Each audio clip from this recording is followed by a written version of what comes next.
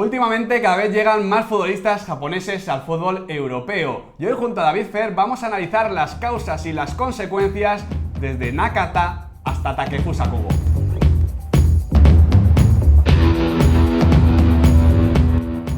Muy buenas chicos y chicas, ¿qué tal estamos? Bienvenidos de nuevo a Diario de un Periodista Deportivo. Como decía, hoy estamos con el amigo David Fer aquí en mi set, en mi salón, para hablar de un tema muy especial, David, que teníamos guardado en la recámara. ¿Qué tal? ¿Qué tal, Miguel? Muy buenas, gracias por invitarme y por supuesto es un tema que a mí me hace especial ilusión porque es un mercado, digamos, un poco apartado para el gran público que se está incorporando al fútbol mundial de élite, de primer nivel, con una estrategia efectiva y a la par rápida en términos históricos. Vamos a analizarla al detalle. Hay que decir que el fútbol japonés te ha causado muchas ojeras ciertas mañanas, porque sabemos que el cambio horario es bastante complicado de manejar y queremos hablar un poquito de todo, porque esa sensación que tiene el aficionado medio de que cada vez hay más futbolistas japoneses y, como decías, de una forma más creíble, más convincente, está ahí. La selección sigue faltándole ese último paso, ese avanzar competitivo. Recordemos cómo cayó ante la selección belga de Roberto Martínez, con ese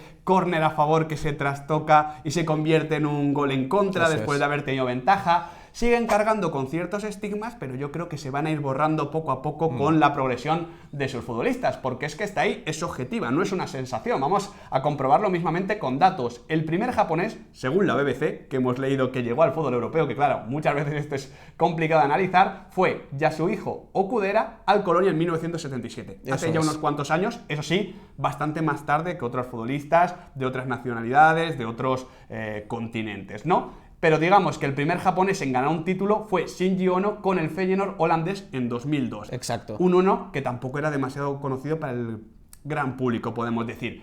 A partir de ahí, digamos que se abran tres etapas con nombres propios que ya comienzan a avanzar lo que va a pasar en esta próxima década. Llega Nakata en el 1998, pasa por todo el fútbol italiano, Perugia, Roma, Parma, Bolonia, Fiorentina, Bolton. Nakata es un icono absolutamente. Correcto. Lo es hasta en España, y eso que en ese momento el fútbol italiano todavía nos queda un poquito lejos. Eso es. Luego llega Nakamura en 2002, a la Regina, al Celtic, evidentemente al Español, aunque su paso por aquí, por la Liga Española, no fue demasiado positivo. No. Y luego llega, digamos, la generación Kagawa, la podríamos llamar así. Correcto. Con Honda, con Okazaki, con Nagatomo, con Hasebe, con Uchida, con Takashi Nui, unos futbolistas que ya están completamente asentados en el fútbol europeo y que con su estilo, como tienen los africanos, como tienen los sudamericanos, pero compiten de tú a tú, sin problemas de nacionalidad, sin ningún estigma en ese sentido. Sí, de hecho, la principal vía de entrada de esta generación en Europa es la Bundesliga. Totalmente. Es una liga que te exige en cuanto a ritmo competitivo, en cuanto a precisión y defensa del área propia, en cuanto a puntualidad en el área contraria, lo cual ha llevado a muchos delanteros a transformarse en otro rol, porque la falta de nueves es un problema endémico en el este de Asia. Sí, Okazaki representa un poquito eso, de esa manera. Correcto. Ese delantero que muchas veces brilla más por lo que pelea y por lo que juega que por lo que marca, que a veces le hemos visto en alguna banda, un poquito todo eso. Le pasa también a Osako, por ejemplo. Exactamente. Entonces, ¿qué ocurre? Por hacer un poquito también de contexto histórico, ese pionero, esos años 70,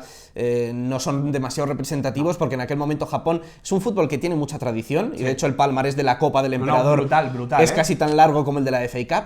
Pero el fútbol japonés no se profesionaliza de la mano de empresas y de inyección económica hasta los 90. Vale. Y es ahí cuando ya empiezan a coincidir por fechas pues futbolistas como Nakata, después iba a llegar Nakamura y después esta generación que está en su ocaso. Todavía estos futbolistas siguen por allí. ¿Qué ocurre? Que la selección japonesa, por decirlo de algún modo, ha hecho un Bayern. Ha estirado muchísimo a estos futbolistas. De hecho, Hasebe hace poco que se retira de la selección. Yasuhito Endo estaba también hasta hace muy poquito. Y se está obligando a buscar un cambio generacional y para ello han hecho un paso previo que me parece muy importante, que es modificar su manera tradicional de competir. Eso es. Japón a nivel internacional se ha ganado la etiqueta de equipo muy bonito de ver, equipo asociativo, divertido, sugerente, exacto, pero ya, si recuerdas la charla que tuvimos con la Copa de Asia 2019, eso acabó. Ahora estamos con una Japón más pragmática, más conocedora de sus debilidades en las áreas, y además de trabajarlas, lo que está intentando es bueno, pues ser muy directa, muy vertical, muy dada a proteger, competir como se compite en Europa. Sí, es un poquito una selección más áspera, como tú dices, menos sugerente, Eso es. pero realmente más armada para competir y que no le pase lo que le pasó con Bélgica, que es el mejor resumen del fútbol japonés, porque en ese sentido, claro, hay esa reconversión, pero también hay que poner antecedentes a la gente de que el fútbol japonés comienza a eclosionar mucho al amparo del estilo carioca, el estilo brasileño. Conocemos la influencia de Zico, muchos entrenadores iban a Japón, incluso futbolistas en sus últimos años iban allí, y digamos que mismamente la serie de Oliver y Benji viene a representar esa admiración por el fútbol carioca. Recordemos de dónde era el entrenador, que era brasileño. Exacto. Ahora no me acuerdo cómo era el nombre, ¿No te puedo ayudar? El niño de 8 o 9 años me va a matar en estos momentos. Ahora lo voy a buscar, porque me voy a volver loco. Pero esa admiración por el fútbol brasileño estaba ahí y marcaba mucho. Pero claro, era jugar ser brasileños sin tener el físico de los brasileños, sin la cultura de los brasileños y encima con un choque precisamente cultural muy diferente, porque las diferencias entre la sociedad asiática, es verdad que Japón quizás un poquito menos, pero la japonesa y la brasileña es brutal. Por supuesto, no se parecen en nada. No tiene nada que ver, existe ese puente cultural. De hecho, Brasil fue, digamos, imitada de manera muy notable en fútbol, tanto en Japón como en la antigua Yugoslavia, por poner dos ejemplos de continente, y ninguna de las dos llegó a ser Brasil, porque para ser Brasil tienes que ser brasileño, ¿no? Claro.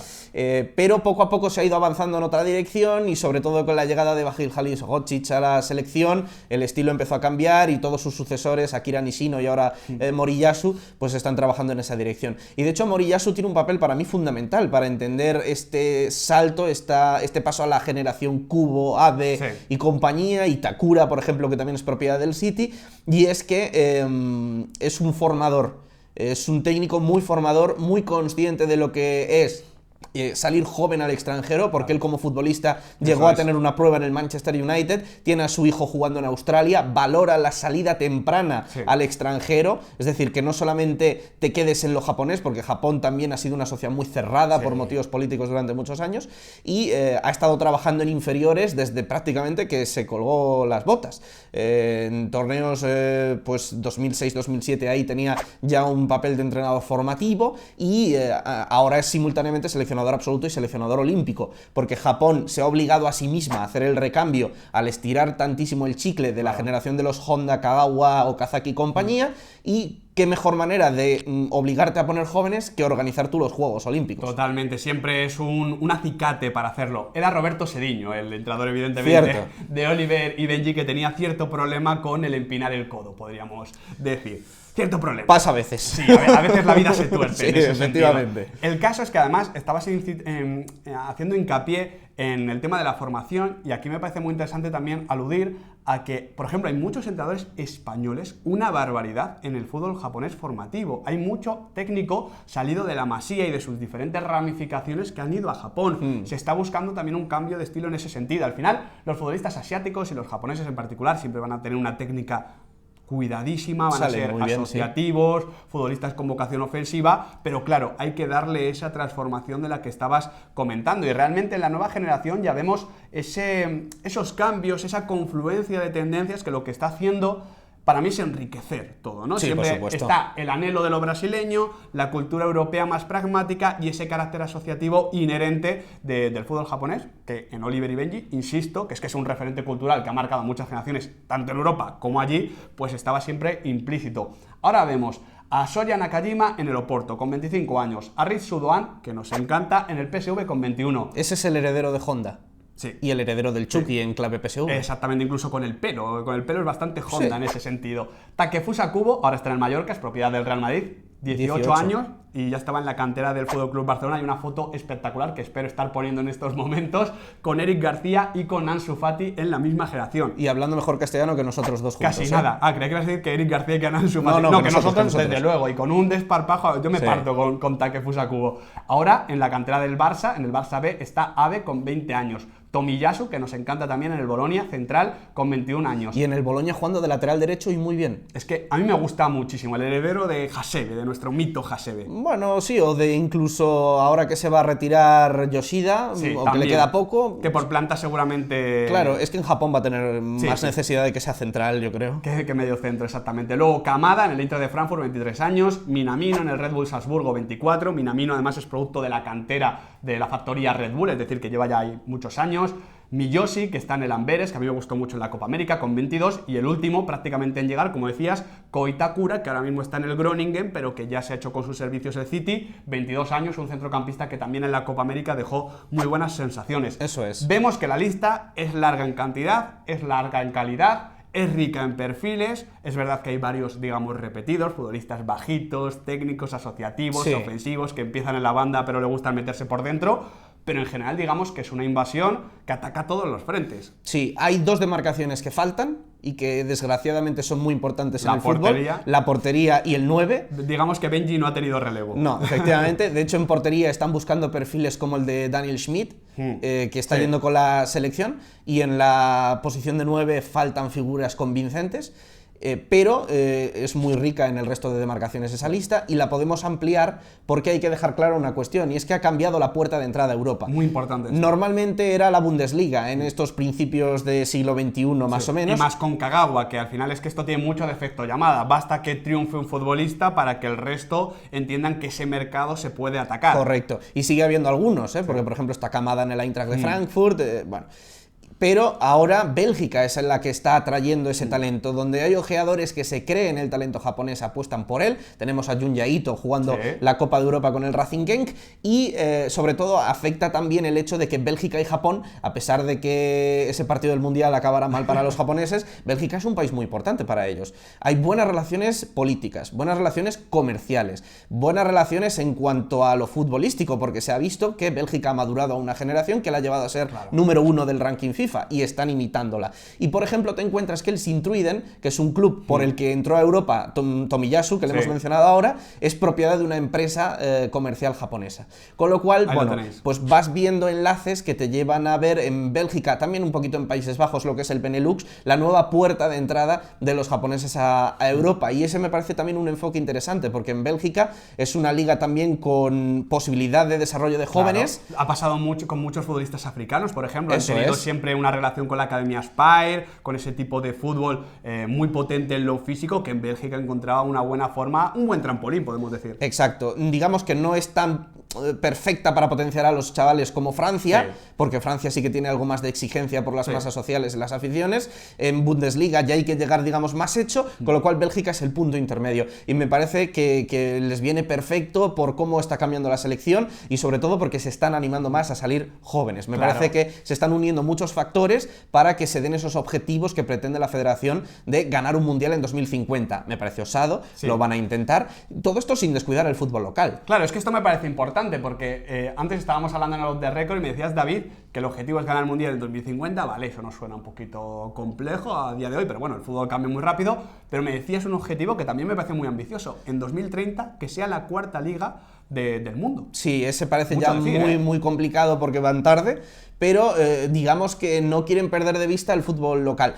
El problema es que la liga la han transformado, digamos que han preferido sacrificar un poco el nivel a corto plazo para hacerla más mediática. Japón es un país de béisbol. El fútbol tiene tirón, los estadios en la liga japonesa suelen estar llenos, presentan buenos ambientes, las entradas son relativamente baratas para lo que es un salario japonés, pero el deporte uno es el béisbol. Entonces, cuando tú trabajas en un deporte, en un mercado en el que no es el deporte número uno, tienes primero que acabar de atraer a toda tu gente, porque la selección nacional unifica y atrae mucho, pero el día a día de clubes no.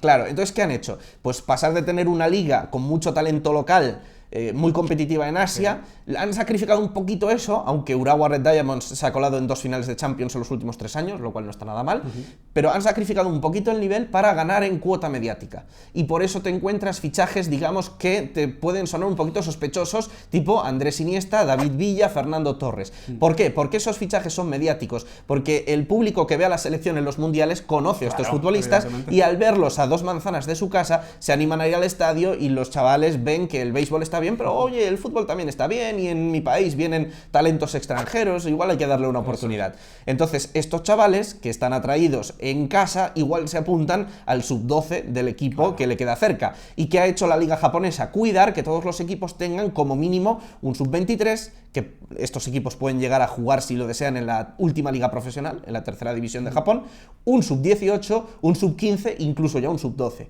En las chicas esto es más sencillo, porque el fútbol femenino japonés tiene gran arraigo. Las Nadeshiko son de las mejores del mundo, pero en chicos no tanto. Es que me recuerda mucho a lo que ha pasado también en Norteamérica, con ese tema de la formación, la MLS obligando a los clubes a invertir en canteras y en instalaciones, cuando esos pasos formativos en el fútbol femenino ya estaban como mucho más instaurados, instalados. Eso es. Y en los chicos, además, están buscando esa cuota de fichajes mediáticos europeos, aunque sean ya futbolistas que no te van a dar un rendimiento como los que sí que llegan a China. Sí. El objetivo es también competir con la propia China, porque China en lo mediático se ha llevado todo el pastel. Ha sido de las primeras ligas en llegar a Europa para ser retransmitidas en televisión. Entonces Japón ha visto que tiene que sacrificar un poco la calidad de su fútbol con estrellas europeas o sudamericanas, algo veteranas, pero que te permitan también generar ese efecto que a largo plazo entienden que les beneficiará. Totalmente. Al final, como vemos, para mejorar futbolísticamente tienes que ir desde lo cultural a lo organizativo, a lo evidentemente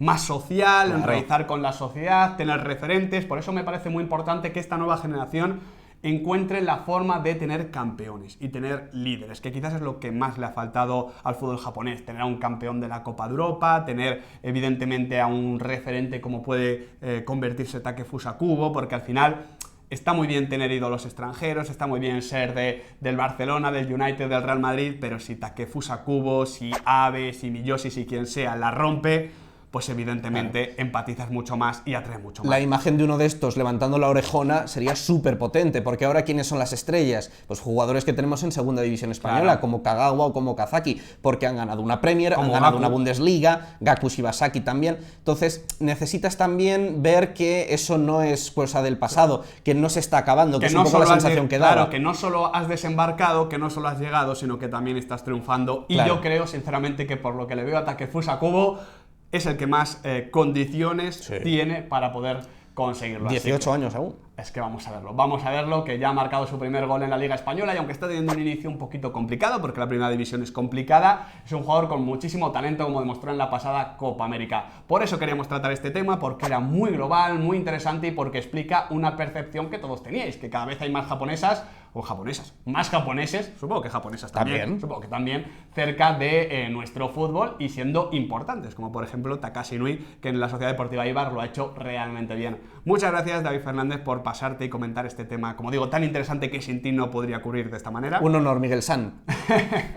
Eso está bien, me gusta más que lo de Miguel Ángel. Nada, chicos, espero que os haya gustado este vídeo. Ya sabéis que si queréis seguir a David Fer tanto en Twitter como en radio, tenéis Radio Marca, tenéis el enlace en la cajita de descripción de su Twitter. Y ya sabéis también que si queréis seguir más vídeos, que si queréis estar aquí atentos, tenéis que darle al like, compartir el vídeo, suscribiros y sobre todo activar la campanita, porque va a ser ella la que os va a recordar que aquí en Diario de un Periodista Deportivo, el fútbol, también gracias a los japoneses, nunca se acaba.